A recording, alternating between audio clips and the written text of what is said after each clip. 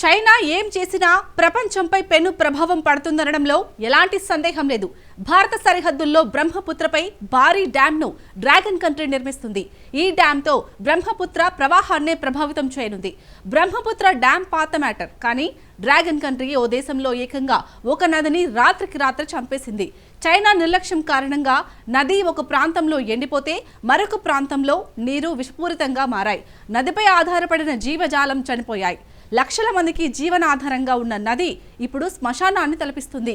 ఇంతకు ఏ దేశంలో నదిని చైనా చంపేసింది? నది ఎండిపోవడానికి చైనా ఏం చేసింది? ప్రమాదకరమైన ఆమ్లాలతో విషపూరితమైన నదిని బాగు చేసేది ఎవరు? Watch story.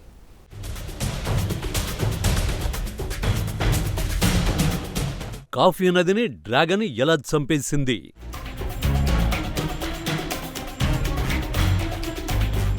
విషపూరితమైన నదిని చైనా శుభ్రం చేస్తుందా?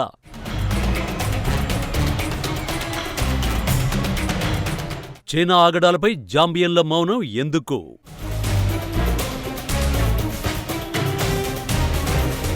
ఒక నది హత్యకు గురవడం మీరెప్పుడైనా విన్నారా? నదిని హత్య చేయడం ఏమిటి అని ఆశ్చర్యం కలుగుతోంది కదా. నిజమే, ఆఫ్రికా దేశంలో ఓ నది హత్యకు గురైంది. సాధారణంగా నదులు దశాబ్దాలకో శతాబ్దాలకో ఎండిపోవడమో దిశ మార్చుకోవడమో జరుగుతుంది. ఎండిపోతే ఆ నది చనిపోయినట్టు. ఆ నది ఉధృతంగా పారుతున్న సమయంలో ఎండిపోయేలా చేస్తే దాన్నే హత్యే అంటారు. అంటే జీవించి ఉన్న నదిని చంపేయడమే కదా. అందుకే నది హత్యకు గురైందని చెప్పాల్సి వస్తోంది. సుమారు 1576 కిలోమీటర్ల పొడవైన నదిని ఎండిపోయేలా చేయడం, అదే హత్య చేయడం సాధ్యమేనా అంటే సాధ్యమేనని ఆఫ్రికా కంట్రీలో నిర్ధారణ అయింది. అసలు నది ఎలా హత్యకు గురైంది? వేలాది మందికి సాగునీటిని అందించే నదిని ఎవరు చంపేశారు? ఈ వివరాలను తెలుసుకోవాలంటే ఆఫ్రికా కంట్రీ జాంబియాకు వెళ్లాల్సిందే. జాంబియాలోని అతి పొడవైన నది కాఫ్యూ. ఇది కాంగో సరిహద్దుల్లో పుట్టి 1576 కిలోమీటర్ల మేర ప్రవహించి జింబాబ్వేలోని జాంబేజీ నదిలో కలుస్తుంది. జాంబియాలోని 50 లక్షల మందికి జీవనాధారం కాఫ్యూ నది. ఈ నది ఉన్నట్టుండి ఎండిపోయింది. తీవ్రమైన కరువు కాటకాల్లో నదులు ఎండిపోతే ఎలా ఉంటుందో ఇప్పుడు కాఫ్యూ అలా మారింది. ఉన్నట్టుండి ఎందుకు ఈ నది విపత్తును ఎదుర్కొంది అంటే దానికి కారణం డ్రాగన్ కంట్రీ. నదులను సృష్టించడమే కాదు, చంపడం కూడా చైనాకు తెలుసునని కాఫ్యూ నదితో నిర్ధారణ అయిపోయింది.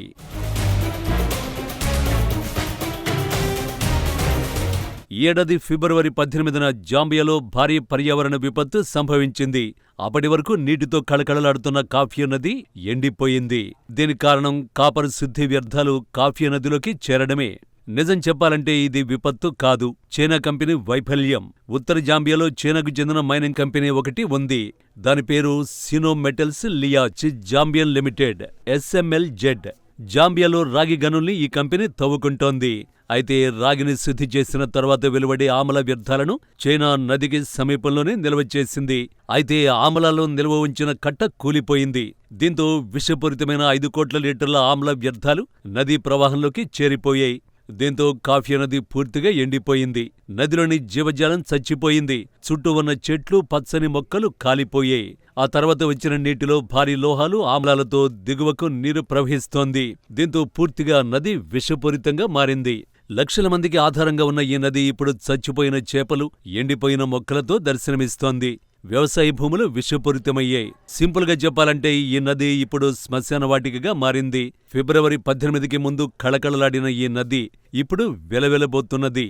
ఎందరో మత్స్యకారులకు ఉపాధినిచ్చే నది ఎండిపోవడం, నీళ్లు విషపూరితం కావడంతో స్థానికులు గుండెలు బాదుకుంటున్నారు.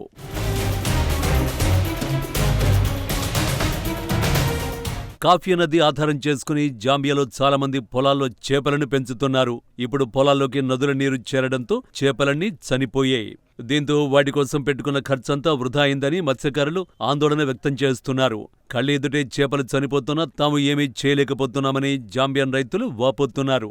వేలాది జాంబియన్ కుటుంబాలు తీవ్రంగా నష్టపోతున్నాయి. కాఫ్యూ నది విషపూరితంగా మారడంతో 70,000 మందికి తాగునీటి సరఫరా నిలిచిపోయింది. అయితే ఆమ్ల వ్యర్థాలతో నిండిపోయిన కాఫ్యూ నదిని బాగు చేయడం ఎలా? ఇప్పుడు నదిలోని ఆమ్ల వ్యర్థాలను తొలగించడం అంత సులువు కాదు. ఆ నదిని బాగు చేయడం ఎలాగోనని జాంబియన్ ప్రభుత్వం తలలు పట్టేసుకుంటోంది. నదీ జలాల్లోని వ్యర్థ ఆమ్లాలు తొలగించేందుకు టన్నుల కొద్దీ సున్నం పోసేందుకు జాంబియన్ ప్రభుత్వం ప్రయత్నిస్తోంది.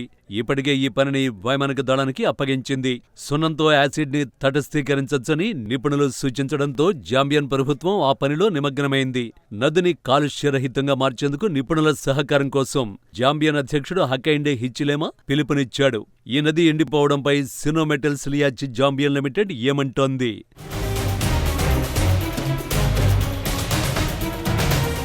కాఫీ నదిలో వ్యర్థ ఆమ్లాలు నదిలోకి చేరడంపై Sino Metal Leach Zambian Limited chairman Zhang Peiben Zambia దేశానికి క్షమాపణలు చెప్పాడు. కానీ ప్రజలు మాత్రం ఆగ్రహం వ్యక్తం చేస్తున్నారు. అదే సమయంలో కాపర్ గనిలో మరో సంఘటన వెలుగుచూసింది. జాంబియాలోని కాపర్ బెల్టులో చైనా యాజమాన్యం ఆధ్వర్యంలోని మరో గనిలో ఆమ్లాలు పెల్లుబగడాన్ని కంపెనీ దాచిపెట్టింది. ఈ ఘటనలో ఒక జాంబియన్ కార్మికుడు యాసిడ్లో పడి మృతి చెందాడు. కార్మికుడి విషయాన్ని మైనింగ్ సంస్థ గాలికొదిలేసింది. చివరికి చైనీస్ గనుల కంపెనీ నిర్వాహకుల్ని అరెస్ట్ చేసే వరకు సదరు మైనింగ్ సంస్థ యథేచ్ఛగా తమ కార్యకలాపాలు కొనసాగించింది. సో కాపర్ గనుల్లోని ఘటనలు కేవలం ప్రమాదవశాత్తు జరిగినవి కావని స్పష్టంగా తెలుస్తోంది. ఇదంతా ఒక ప్యాటర్న్ ప్రకారమే జరుగుతున్నట్టు జాంబియన్ ప్రజలు ఆరోపిస్తున్నారు. నిజానికి జాంబియా మైనింగ్ పరిశ్రమలోకి చైనా డాలర్ల పెట్టుబడులను పెడుతోంది. పెద్ద ఎత్తున రాగిని తవ్వుకుంటోంది. రాగి స్మార్ట్ ఫోన్లతో పాటు ఇతర సాంకేతిక పరిజ్ఞానంలో అత్యంత కీలకమైన ఖనిజం. రాగిని పెద్ద ఎత్తున తవ్వుకుని చైనా లాభపడుతోంది. కానీ జాంబియా మాత్రం బాధపడుతోంది. చైనా కంపెనీలు భద్రతా నియమాలను, కార్మిక చట్టాలను, పర్యావరణ పరిరక్షణను విస్మరించాయని పలువురు ఆరోపిస్తున్నారు. చైనా గనుల కంపెనీలకు వ్యతిరేకంగా ఆందోళనలు కూడా జరిగాయి. కానీ జాంబియన్ ప్రభుత్వం మాత్రం నోరు మెదపకుండా సైలెంట్గా ఉంది.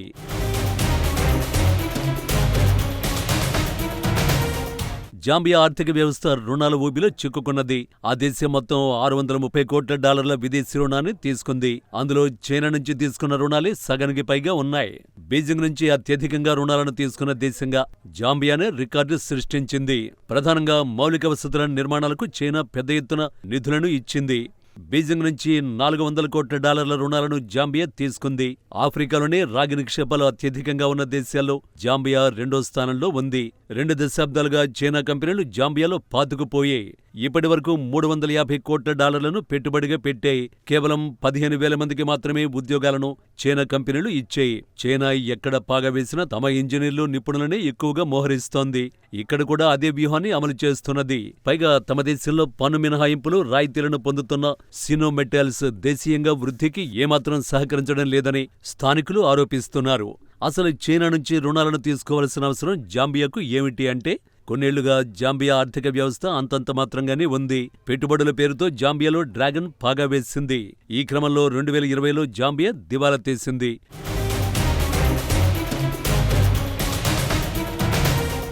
దీంతో చైనా రుణాలను చెల్లించడంలో జాంబియా విఫలమైంది.